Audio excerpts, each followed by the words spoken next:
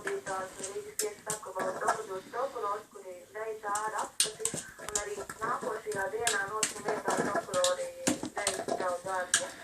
Uz doto brīdi varbūt ir arī pāragri runāt par kādas konkrētas personas atbildības šajā notikumā, jo vispirms ir jānoskaidro cēlonis, kamdēļ ir noticis kāds negadījums.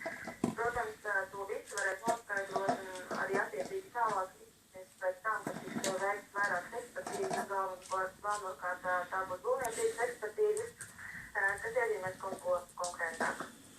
Tā liecība, kas ir prokuratūras, vai tā informācija, kas ir prokuratūras rīcībā, liecina, ka jau šobrīd arī ir kāds personas nokratināts?